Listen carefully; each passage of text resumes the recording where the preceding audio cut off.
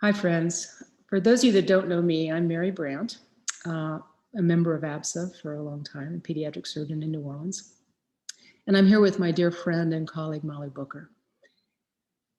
Those of you that know me well know that I've been on searching for some information, some ways to deal with healing, particularly for our community, for quite a while. And that led me about 3 years ago to enroll in a graduate program at Iliff School of Theology. Molly and I last month graduated together with our Master of Divinity degree, and that's how we know each other. But we're here today because of a tragedy that we all experienced recently with the death of Eric Jellin, who died by suicide. And Molly has some special expertise and thoughts in this that I know are going to be so helpful for everyone. So I'm going to basically interview her and hold this out to all of you as a gift, some resources, and a promise. So I'm going to turn it over to Molly and let her tell her story. And then we're going to talk together to answer 4 questions. Why do I feel so? And you can fill in the blank, because the emotions after someone dies by suicide are profound and very different for everyone. The second question is, how do people get to a point where they want to kill themselves? Because we all wonder that. Thirdly, what do I do if I feel suicidal or I'm worried someone around me feels suicidal? And then finally, the promise and a plan for how we're going to immunize our community against this, because none of us ever want to lose another friend or colleague to this plague of suicide in our profession. So Molly, tell us about yourself and why we're doing this recording. Yeah, so I'm sure there are questions of, who am I and what do I have to offer in the world of suicide prevention intervention? And I'd say that my biggest source of offering, or the gifts that I have to give, lies in having walked this journey myself. I started experiencing symptoms of depression between elementary school and middle school. So for me, that was the start of 7th grade. And I did not know that that's what was happening. I just knew that, in 6th grade, I rocked it and my world seemed great. I had friends and school was easy and sports were amazing. And I didn't really contemplate my life much. I was just busy being a kid, enjoying it. And then between elementary school and middle school, I started experiencing a lot of the symptoms of depression, of racing thoughts, a lot of excessive worry and anxiety, social anxiety, change in sleep. I both really struggled to sleep at all, and then once I was asleep, it felt like I could sleep all day. I stopped, my appetite really decreased. I withdrew. I had just stopped playing soccer, which was the number one thing that I loved. And so all of these things were going on inside of me. And I didn't know that's what was happening. It was very confusing. And I didn't have language or any context for why my life had so dramatically shifted. And so when I was growing up, we weren't talking about mental illness, we weren't talking about depression. So I just internalized it. There must be something wrong with me. And that led to a lot of suicidal ideation through my teens, 20s, and into my 30s, hitting suicidal crisis at 35. So, I come from this space of, hey, I've been there too. I know what it feels like to want to take your life. I know the pain. I know the fear. I know just the unbelievable, horrible space that you find yourself in. I've also lost friends to suicide as well. So I But think then you went on and actually developed some expertise in counseling and prevention, right? Which is the other thing you bring to this table. Sure. So, there's the lived experience, which I tend to rely on a lot. And then, having come out of that space, I just never wanted anyone else to have to walk that road alone. And so that led to, over the last 10 years, doing a lot of work in suicide prevention, intervention, doing community trainings, teaching, um, becoming a certified trainer for just about every training I could get my hands on. And so I'm still learning and I'm still curious. but was delighted to jump on this little video with Mary, because my guess is if you've come to this video, you're in a lot of pain, either anger or pain or devastation, or maybe a mix of all of it, having questions. And so I just, wanted to open this up as a conversation to see what might be helpful and how we can move forward to help heal such a devastating thing that occurs, whether somebody's having thoughts of suicide or we have somebody in the community who's taken their life by suicide. One of the really important things that you've taught me, and it's been particularly helpful, and we know this, but there's just so much stigma that even in our community, we just don't like to say the word suicide. And I think sometimes calling things what they are and understanding them is a first step to getting rid of some of the stigma. So I wondered if you'd comment on that just for a minute. Yeah, I think that there's a lot of misunderstanding about suicide and definitely a lot of fear about suicide. I think for many it's like not in my yard. I don't want to see it. I don't want to own it. I don't want that to touch my life or the life of those that I love. And so there's some resistance to looking at it for fear of what that might bring up inside of ourselves. And so yet then sometimes we're drastically brought into that realm, having lost somebody that we love to suicide or finding ourselves personally in that space. And so a lot of times, I've thought this many times myself, and I've heard many people ask, what can I do? I think that when somebody's hurting or struggling, or we lose somebody to suicide, there's a real helplessness feeling about that. And, we just want to do something. How can I help make this different? That And leads us to our first question we're right, going to answer, which is why do I feel. right. But to follow up on that, the one thing that we can do is we can start being honest about it, and we can start speaking up, just using the word suicide. If we're willing to use that word, if we're willing to talk about it, that helps reduce the stigma, help open the space for people to know that they're not alone, so that they can, speak up for what they need and be able to reach out to get that help, which we'll talk more about. So I kind of cut you off there. Say the first question. No. It's just that, so I know that after Eric's death, and certainly other times that I've been in spaces where I've either personally experienced the loss of someone due to suicide, or tried to talk to others in that space, there is such a range of emotions. And people often feel guilty about those emotions or don't understand where they're coming from. And so that's kind of another thing I wondered if you would Sure. address. So somebody once told me no one ever got a feeling wrong. And it's fascinating how much of my life I've spent making my feelings wrong. Like I shouldn't be sad, I shouldn't be angry, all these emotions that we tend to put in this like not good camp.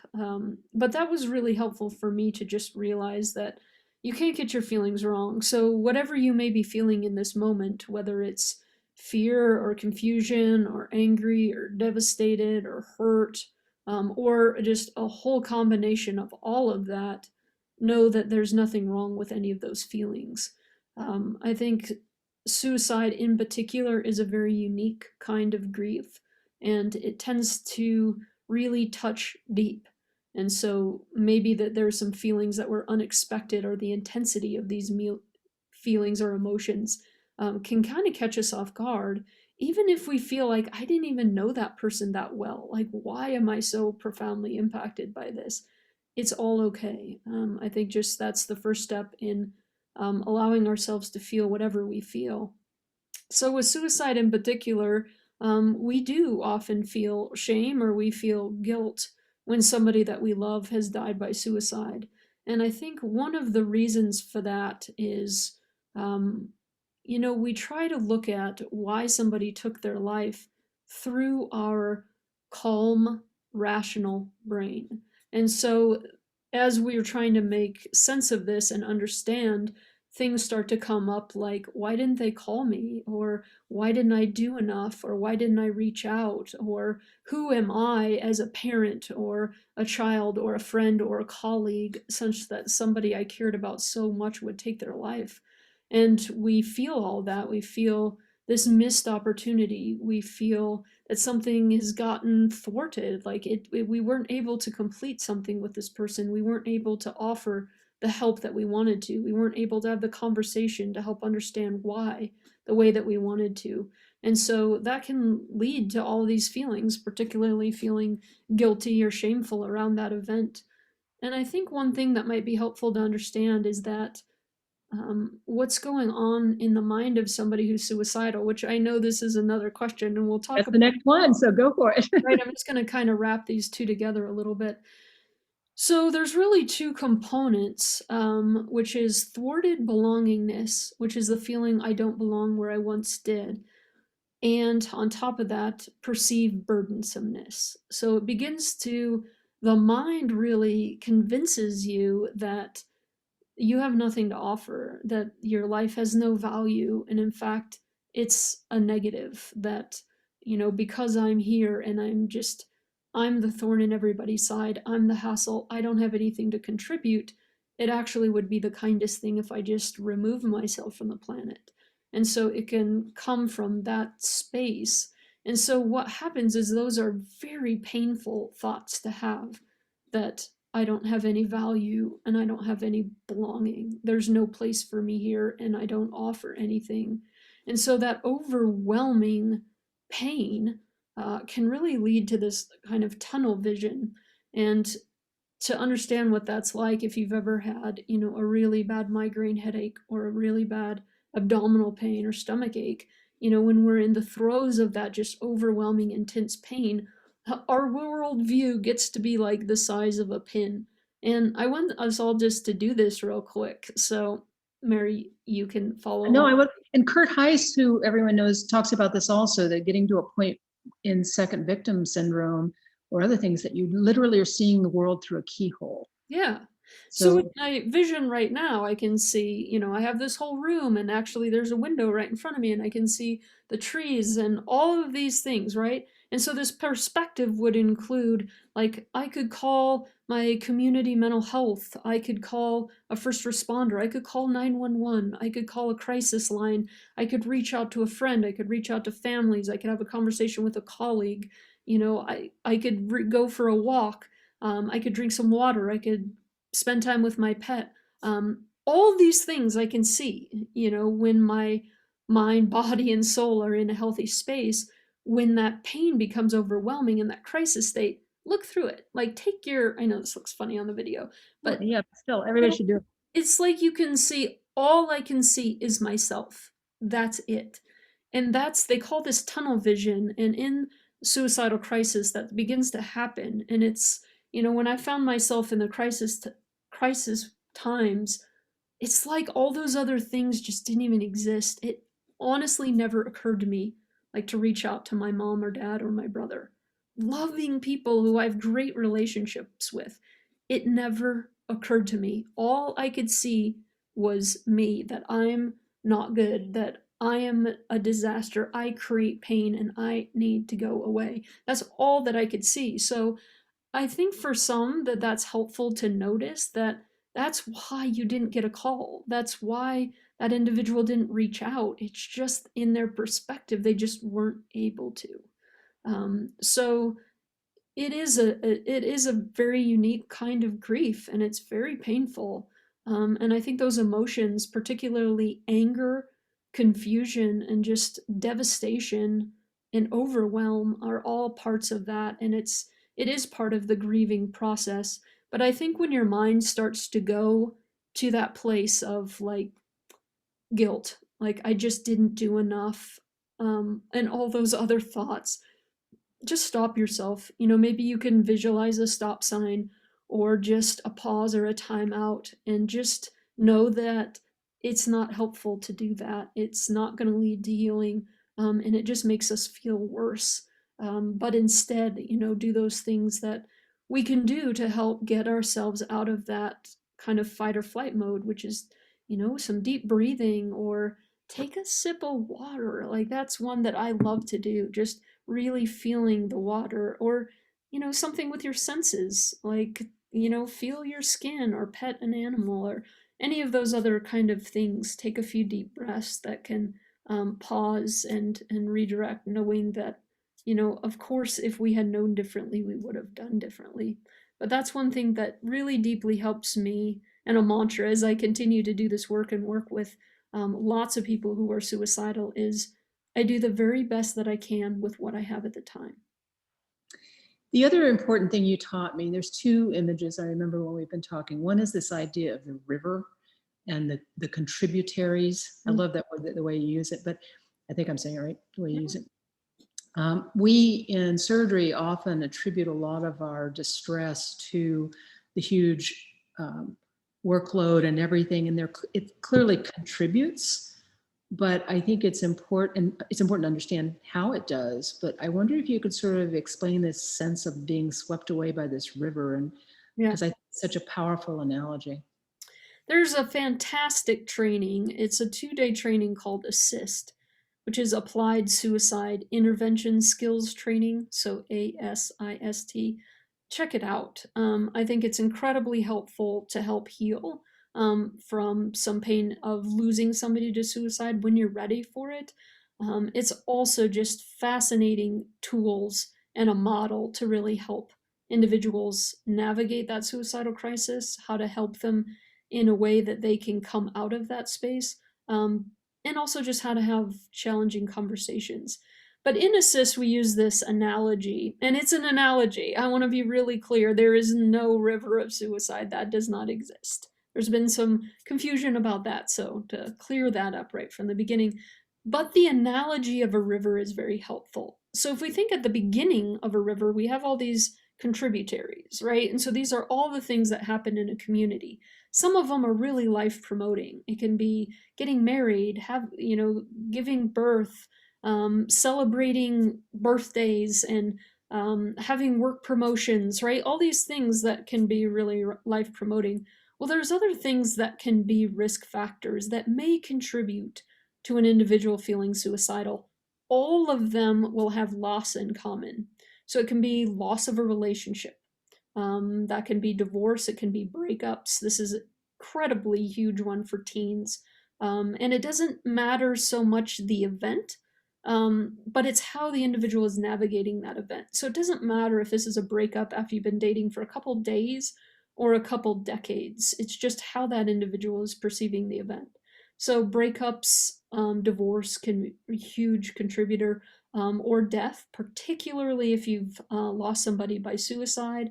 It can be loss of financial security, and so many, right, Mary? So much of this is happening right now, particularly with COVID. A lot of loss of financial security and stability, a recent or unwanted move, feeling that disconnect from a community. We were just all in periods of isolation. That can feel like a loss. And all the loss that just accompanied that, loss of graduations. Mary and I experienced that. We did ours online. Loss of those celebrations, loss of those friends and support groups, those ways that we interact in person. So those contributaries, those things that can have an individual being more at risk for suicide. And here's the unique thing: is suicide is so unique. Something that could contribute and have me feeling suicidal, somebody else may navigate with a lot of resiliency. So because of that, and because of the unique nature of suicide, we can't, no matter how healthy or how great our support systems are in a community, we can't 100% prevent everybody from coming over that kind of life protective barrier from those contributaries into this idea of like a river of suicide. Or what I mean by that is an individual having thoughts of suicide. So we do in a community, things happen, right? Somebody feels that they don't belong, they feel like a burden, that might contribute to having thoughts of suicide. And so the way that individuals can navigate these suicidal ideations can be very different. One thing that's, complicates things for our youth, particularly our teens, is, one of the attributes of adolescence can be impulsiveness. And so sometimes a teen can come over that life protective barrier and be in a very fast current. So from the time they first have thoughts of suicidal ideation to the time that they're actually planning, attempting, that can be a very short window, one day, a couple hours. And so it's harder to spot the warning signs for those that are in those really fast currents. Or, in my case, I spent 23 years in that river. There were a lot of eddies, that I just kind of circle around and hang out, and other times where that ideation would be more intense, and other times when it would be less. And so there's a whole spectrum of how intense this might be, or how long somebody has suicidal ideation before they may, if they ever, create a plan or take action for that. So there's the good news, and there is good news. So the good news is that of all the causes of death, suicide is the most preventable. But we need two things.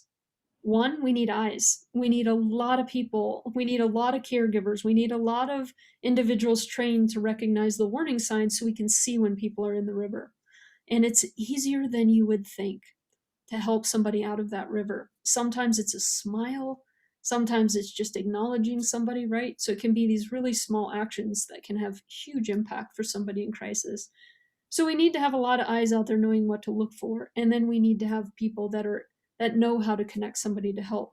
So there's any number of trainings to find this out. There's the QPR, question, persuade, refer, and you can Google any of these. Take a 1-hour training. We do that for CPR to keep our bodies healthy. We need the equivalent, that same life-saving measures for individuals that might be in a mental health crisis. And I could talk about, this is the last thing I'll say on this. But most of our community is trained in CPR. Typically, like 80 to 90% of any given group is trained in CPR. And so we have, that's great, right? We're really reducing those that we would lose to a cardiac event or an emergency in that way. But you're much more likely to encounter somebody experiencing a mental health crisis. Yet we have very, very few people trained on how to recognize and then connect somebody to help. So this is also something that you can do, and this is something we really need help in, of offering these trainings, creating that awareness, speaking up, saying the word suicide. So just say it out right now. My guess is nobody's listening as you're watching this. Say the word suicide. And if it was uncomfortable, practice it. Say it a few more times. Get into conversations with somebody about this. So there's a couple of things I know, and we've talked about this in the past, that came up, and surgeons are notorious for, we're in control, or, we can do it's our phenotype. One of the things I've noticed is we do get the sixth sense when somebody's in trouble. We all do. And we recognize it. And it's a group of very kind people. And we'll go to our friend and we'll say, "You okay?" And inevitably they will answer, "Yeah, I'm fine." And so I think one of the things that I've always felt, and I think we both agree on, is don't take no for an answer. If that spidey sense goes off that there's something wrong, say something like, "Listen, we're in a really tough profession. I'm going to check back in with you tomorrow because you matter." Like that smile you said, just one thing that, just in case that is a moment where they're in that current that's running, maybe slow down the current. You also taught me that these windows of actual crisis are very brief, and you can intervene in those moments and make a difference. So that's why it's so important not to take no for an answer. Yeah. So one thing I'd add about that, I think you bring up a really good point, and it's become this greeting, and I think it's all over the place, right? That we'll go and like, "Hey, how are you?" And it's a greeting without any space for an answer. So oftentimes we'll say fine or good. Those are not emotions. There's not a fine emotion or a good emotion. In fact, those really tell us nothing at all about what's going on. And most of the time, that's not an accurate answer.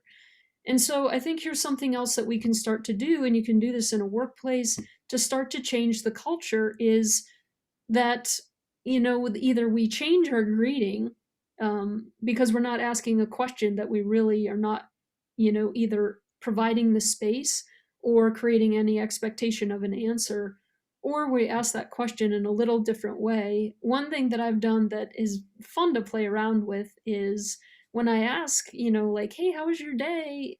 Particularly with kids, this is fun. Or, hey, how are you doing? And I get that fine or good. I kind of make like a big deal about it. And again, this is really fun with kids, which is, an example would be like, hey, how was your day? Good. And I'll be like, good? That tells me, and I'm really animated about that. Like, good? That doesn't tell me anything. You just gave me no information. Like, what happened? What happened at recess? What did you learn today? How was your lunch?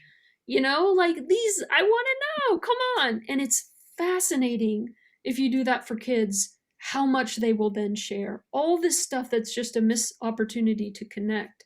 And so I've kind of taken that on as like, one, I want to catch myself when I'm responding that way, saying fine or good. But it's also, I'm not going to let that slide when somebody answers that way to me. I'll say, fine, like that doesn't tell me anything. How are you really? And so this does a couple things. One, it communicates, I really want to know. Um, and I have time to hear it. And so, it's communicating that with some sincerity. And I think it's also changing the culture to be able to speak up and share what's so for us. I'm not a physician. I have worked with a lot of physicians, and you can correct me if this is wrong, but it seems to me that physicians and caregivers are so great about offering assistance. If there is a call for help, their hands are up first and they're happy to provide that help. But to be able to ask it for themselves, that's like, nope. And so I think it starts to open the door for that. If you're in an organization where that's common practice, where, hey, what's going on for you? What's so for you? Well, actually, I got in a really bad, argument with my husband this morning and I'm really raw because of it. If that's more commonplace, it becomes easier and the door is open much wider to be able to say, hey, I'm really struggling today. Or, hey, I need to take a time out here, as not a sign of weakness, but just as a sign of incredible strength. I love the Brene Brown, that vulnerability as our greatest measure of courage. But I think when we start making those our standards of a good physician, a good healthcare provider is somebody who knows how to ask for help and receive it. So I think you are leaders in a lot of this, and this is something that would profoundly help, both in our private lives and in the work that we do in the world. Yeah, thank you so much. And so here's the thing: we're going to end on a promise and a goal that Molly and I have been working on, but so has all of the APSA leadership, which is a program that we're going to call Connect 5. And what we want everybody to commit to is that in your life, you have 5 people that you ask ahead of time to be part of your network, so that we can all sustain and support each other in a network. And I will offer to everyone right now that if you can't think of 5 people you could call and say anything to. I've just had a fight with my spouse. I just, lost a kid on the OR table. I just need to talk to somebody. If you don't have those 5 people, start thinking about who might be in that group. And it's probably, some of them are not going to be colleagues. Some of them are going to be your best friend from high school that you haven't talked to in 10 years, but you could call. And explain that this is just part of an initiative and just being human that is so important, and you want to offer it to them too. If you can't think of anyone, I want you to write something down, which is my cell phone number, because I will be your connect, your first one of your 5, and we can talk about it. It's 713-303-2259. I'll repeat it at the end again, too. I want to ask Molly, do you have any last comments or anything before we close this out? Yeah, I'd just say, we're not used to having 5 people that we would reach out to. I think that this is kind of getting out of our comfort zone a bit. So if you're thinking of that and saying, I don't have anybody that I would feel comfortable asking, no problems. Like, one, it's just being honest with where you're at. You know what your work is. To start However, like set an intention about that, pray about it, whatever works for you. But create an intention that you're gonna create 5 people that you can, and it's not just 5 people that I would call like if I'm in crisis. It's these are my 5 go-tos when I want to share something amazing, when something hard's happened. But again, I think this Connect 5 idea starts to create a culture of saying what's so for yourself, that we speak about our hardships and our wins and our losses openly, that we're more vulnerable that way. So Mary put her number on there. I'm also going to put up here, hopefully you can see the chat on the video, but the National Suicide Lifeline, another really good one to have, in your phone, 800-273-8255. That's just a really good place to start. Also, you can always call 911 if you don't know what else to do, or go to an urgent care or an ER. They certainly will connect. But I love that idea of us all working towards 5 people and actually using those 5, that we will start reaching out to them and checking in on each other. And I think slowing down, having these conversations can what really make a difference with this. If you didn't find this video through the link that's on the resource page that the Wellness Committee and our leadership put together, please make sure you go look at that page, because the suicide hotline and a lot of other resources are there that are very helpful. I know that I have such an immense sense of gratitude that Molly's in my life have crossed in a way that we've become friends and colleagues, but I'm sure I speak for everyone watching this and for our organization when I thank you so much for your honesty, your expertise, and your kindness. And be well, friends. Go out and call people, talk to people, and know that we're here for you if you need anything.